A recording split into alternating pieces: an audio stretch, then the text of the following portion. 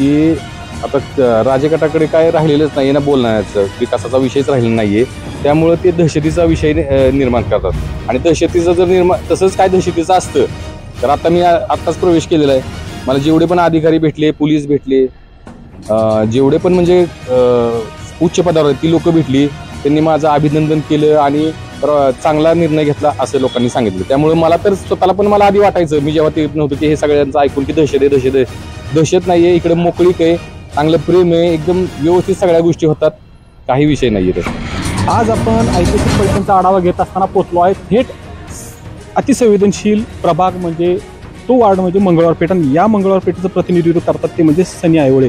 काय सांगतात की कशा पद्धतीने दर पंचवार्षिकला त्यांचा एक गट असायचा की राज्य गटात ते कायमस्वरूपी काम करत होते आणि या माध्यमातून त्यांना कोणती खंत आणि कोणत्या प्रमाणात त्यांना एक सल पोचली आणि त्यांनी थेट रणजितसिंह नाईक निंबाळकर यांची वाट धरली. आपण थेट त्यांच्याकडून जाणून घेऊ. नमस्कार, काय सांगाल तुम्ही, कोणती सल होती आपल्याकडे आणि ही सल आपल्याला बोचली आणि टोचली आणि आपण थेट रणजितसिंह नाईक निंबाळकर यांच्याकडे वाट धरली, काय सांगाल थोडक्यात? आम्ही 25 वर्ष झाले रामराजेन साहेबांबरोबर इमानदारीत काम केले.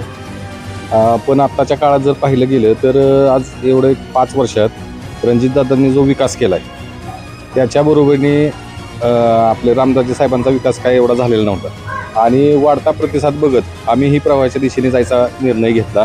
कारण की मंगळवार पेठेत कामं आता तुम्ही पाहतच असाल की एक 99% म्हणलं तरी चालेल कामं झालेली आहेत. गेल्या 2 वर्षात माझी 1-2 मोठी कामं आहेत.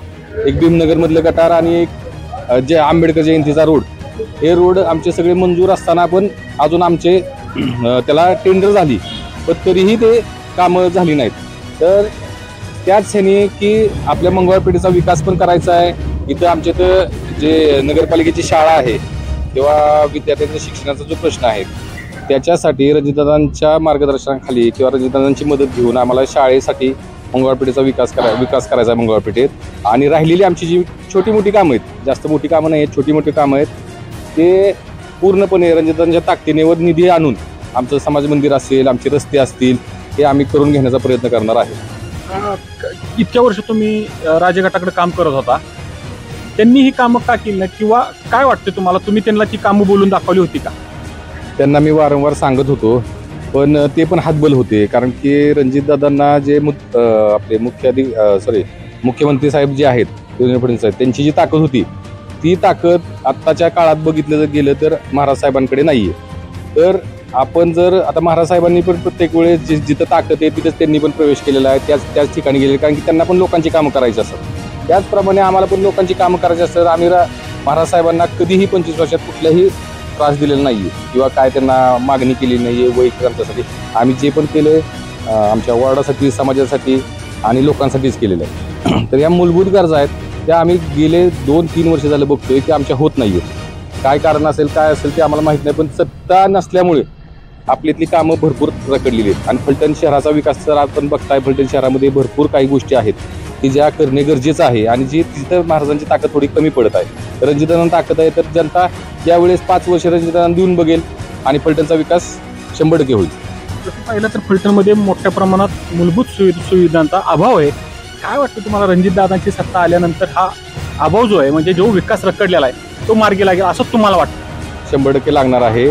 तुम्हाला रस्ते, पाणी, लाईट आणि सर्वात महत्त्वाचं जे त्यांनी दिलेलं आहे ते शाळेचं म्हणजे विद्यार्थ्यांची जी शिक्षणाची जी बाब आहे ती त्यांनी लक्षात घेता चांगले शाळा म्हणजे नगरपालिकेच्या माध्यमातून किंवा पंचायत समिती असेल, ZP असेल, या सगळ्या शिक्षण संस्था आहेत ते मजबूत करणार आहेत. तिथं विद्यार्थ्यांसाठी जी शिक्षण पद्धती झालेली असेल, तुम्ही जर शाळा बघितल्या तर बंद पडण्याची वेळ आलेली, तर त्यांनी तोच निर्धार घेतलेला आहे. एक तर रस्ते धूळमुक्त करणार आहेत ते आणि बाकीच्या ह्या संस्था व्यवस्थित करणार. शालेय मोठ्या प्रमाणात असा आघात केला जातो की दहशत हा मोठ्या प्रमाणात दहशतीचा फलटणमध्ये एक ट्रेंड दिसून येतो. काही दिवसांपूर्वी अशा मोठ्या प्रमाणात दहशतीचं एक नाव हे पूर्णपणे पुढे येतं. काय सांगाल थोडक्यात? काय झाले, राजगटाकडे काय राहिलेलंच नाही ना, बोलण्याचं विकासाचा विषयच राहिलेला नाहीये. त्यामुळे ते दहशतीचा विषय निर्माण करतात आणि दहशतीचं जर तसंच काय दहशतीचं असतं तर आता मी आत्ताच प्रवेश केलेला आहे. मला जेवढे पण अधिकारी भेटले, पोलीस भेटले, जेवढे पण म्हणजे उच्च पदावर ती लोक भेटली, त्यांनी माझं अभिनंदन केलं आणि चांगला निर्णय घेतला असं लोकांनी सांगितलं. त्यामुळे मला तर स्वतःला पण मला आधी वाटायचं, मी जेव्हा ते नव्हतं की हे सगळ्यांचं ऐकून की दहशत आहे दहशत आहे. दहशत नाही आहे, इकडे मोकळीक आहे, चांगलं प्रेम आहे, एकदम व्यवस्थित सगळ्या गोष्टी होतात, काही विषय नाही. मंगळवारपेठेतील जे नगरसेवक पदाला उभे राहिले ते उमेदवार होते सनी आयवळे. कशा पद्धतीने त्यांनी सांगितलं की मोठ्या प्रमाणात जी दहशत आहे ती कोणत्याही प्रमाणे दिसून येत नाही आणि याच माध्यमातून ज्या सनी आयवळे यांचं नाव आणि मंगळवारपेठ हे एक समीकरण आहे आणि कशा पद्धतीने मंगळवारपेठेचा जो सर्वांगीण विकास करण्यासाठी सनी आयवळे पुन्हा एकदा पुढे आलेत आणि तेही रणजितसिंह नाईक निंबाळकर यांच्या माध्यमातून. कॅमेरामन आशिष सह मुकुंदराज काकडे, मंगळवारपेठ, फलटण.